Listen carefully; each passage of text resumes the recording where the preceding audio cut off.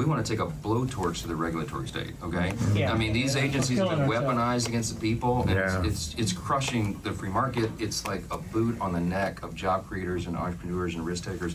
And so healthcare is one of the sectors, but we need this across the board, and Trump's going to go big. I mean, he's only going to have one more term, right? Can't run for re-election. Right.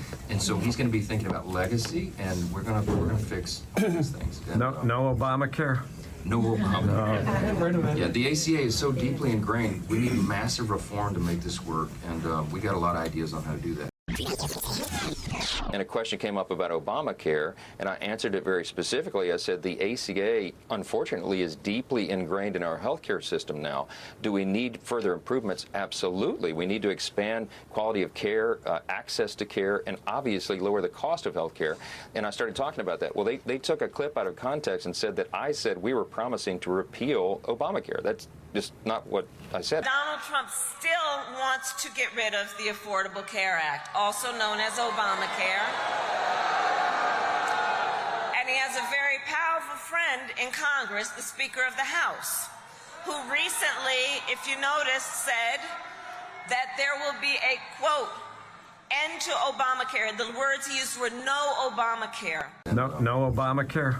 No Obama. If he were to get his way, if Trump wins, means they would throw millions of Americans off the health insurance. On health care, we should all be proud of the enormous progress that we've made through the Affordable Care Act, providing millions of people access to affordable coverage, protecting millions more from unscrupulous insurance practices. I noticed, by the way, that since it's become popular, they don't call it Obamacare no more.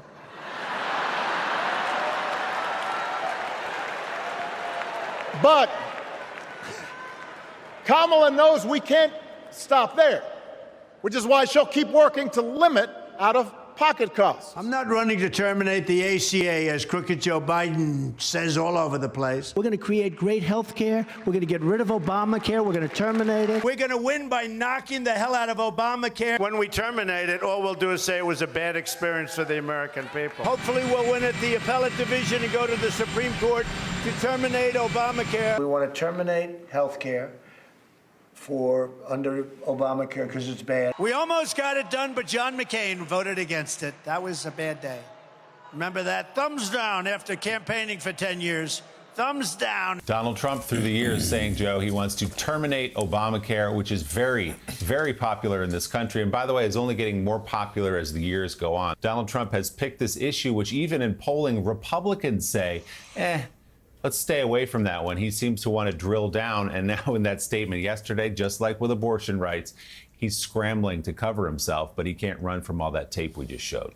You now say you're going to keep Obamacare, quote, unless we can do something much better.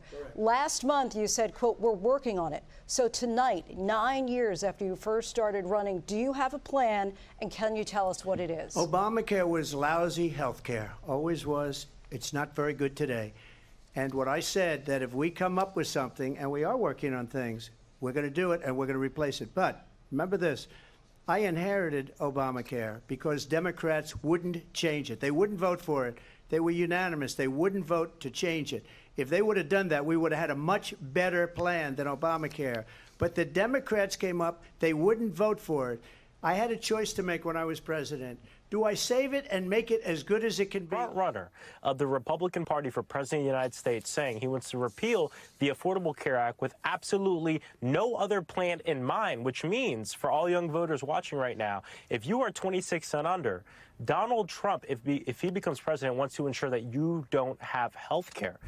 I'm sorry, man. This real life? This can't be real life right now.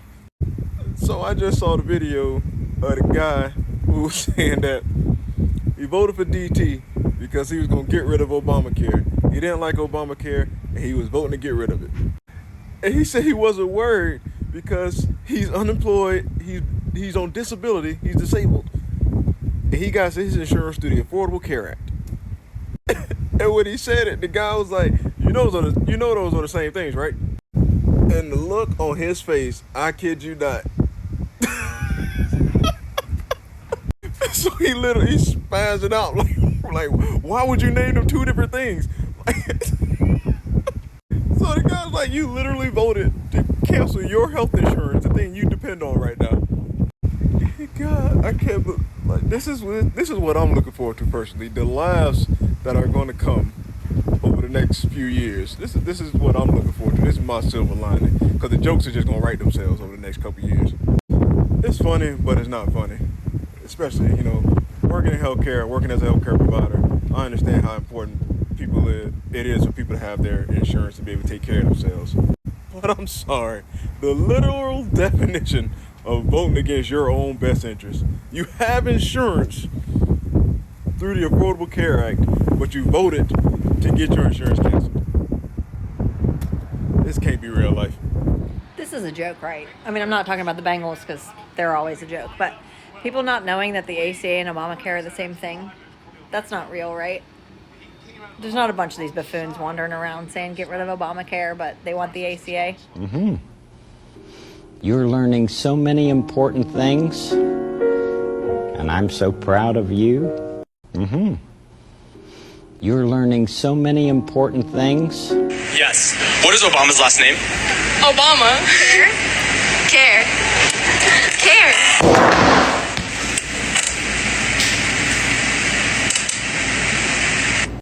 Yes. What is Obama's last name? Obama. Care.